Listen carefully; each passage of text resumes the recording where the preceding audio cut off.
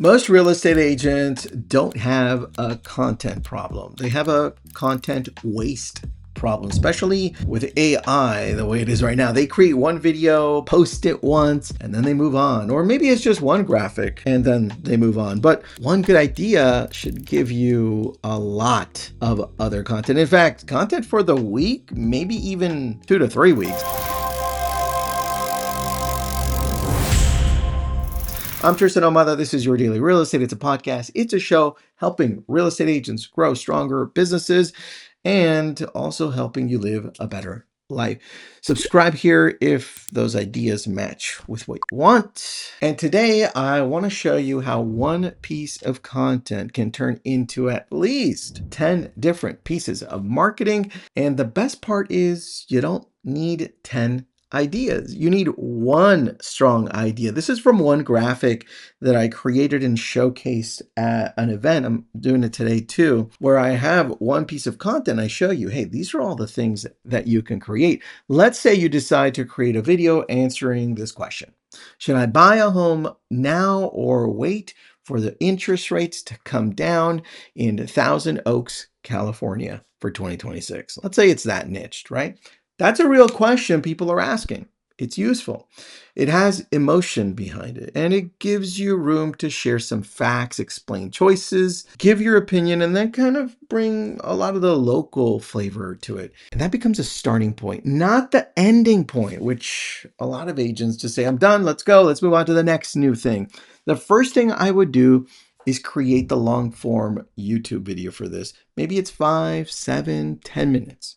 You explain what rates are doing, how waiting could affect someone, what could happen to home prices, and why the answer depends on the buyer. And here's where most agents just stop. And you can go on Instagram, Facebook, YouTube, just watch. It's the same thing. They upload a video to YouTube, share the link once, and hope people watch it. That isn't a content strategy. I think that's more like a beginner social media user, and it's just a single post. Instead, take the transcript from that video and turn it into a blog article for your website. In fact, you can also reverse it and say, I'm starting with a blog article and I'm going to make it into a video. Now, the same idea has a chance to be found through Google and AI search. So make it local. Don't just write about whether someone should buy now. Write about whether someone should buy now in Thousand Oaks, Dallas, Tampa, or whatever market you're in.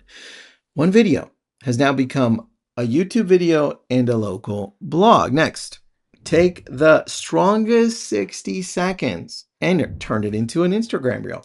That's a video. That's a vertical video, can also go to TikTok, Facebook, Reel, YouTube Shorts, LinkedIn. You can even post it on Pinterest, post it on X. There's a lot there. And you'd never know where it's going to pick up even more. You could also throw it onto Threads. You can also put it on Threads.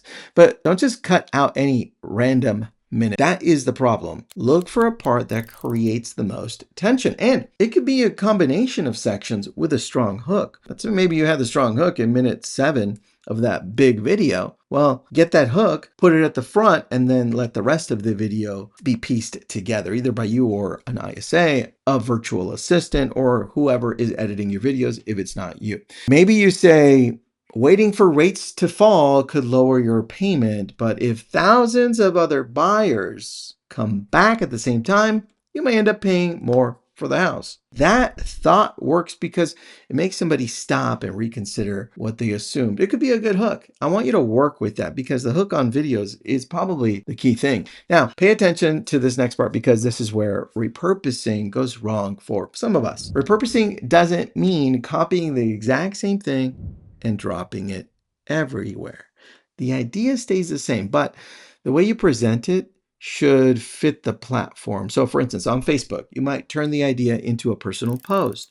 I spoke with a buyer this week who told me they were waiting for rates to come down. I understand why, but there's a part of the decision that buyers may be missing, right? And then explain the lesson and ask people what they would do. It's just a written post. On Substack, you can take the full argument and turn it into a deeper article. Substack is meant for people to read deeper. Yes, there are short posts there, but take one surprising sentence from that article, publish it as a Substack note as well. So you got two pieces there, long form and short. On Instagram, you build a carousel from this, not just that short video that you did. Now you have actual graphics that people can also read, right? The first slide could say something like, should you buy now or wait for rates to drop? The next few slides could walk through what happens if rates fall, what happens if prices rise, and what buyers should consider before making the decision, right? Just get creative here. That last slide gives them a simple action though. Ask a lender to show you both scenarios before you decide, or call this person, or check here, whatever the call to action you want. Now,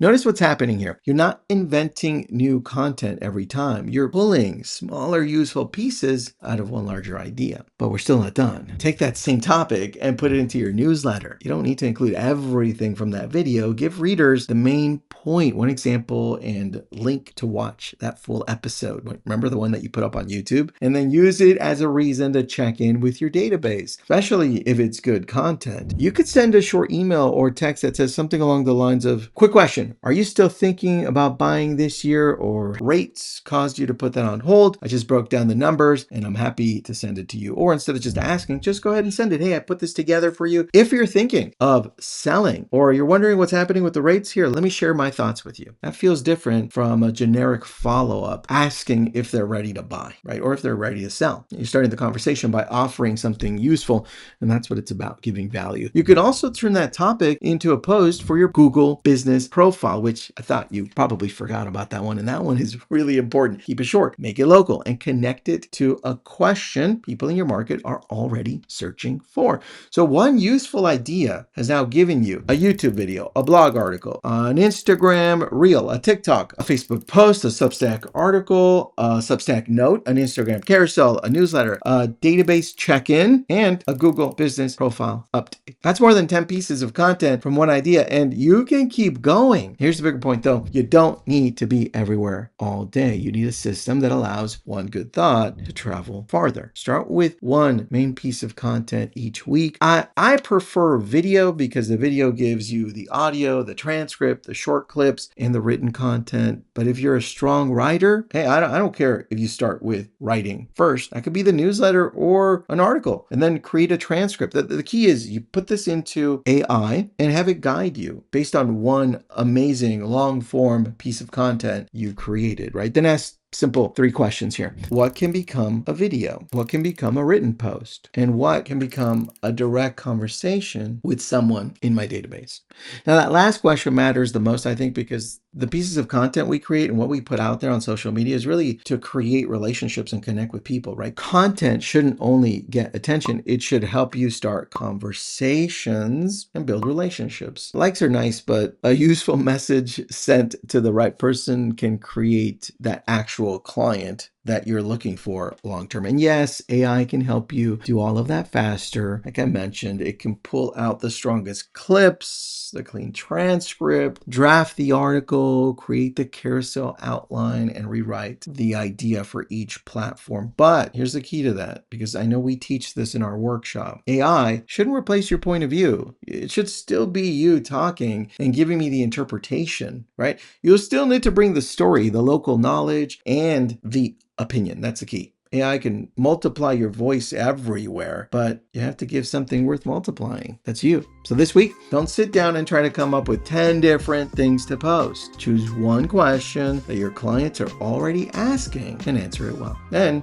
make that one answer work harder for you, because I don't want you to work harder in a world where you have to work smarter and show up in more places. This is how you stop chasing content every day and start building a real content system. I'm Tristan Almada with Your Daily Real Estate. Subscribe for practical strategies that help you grow your real estate business, and share this with somebody that you think may need this today, especially if they're looking to create more content. They may have to slow down and say, wait a second, I think I need a better system.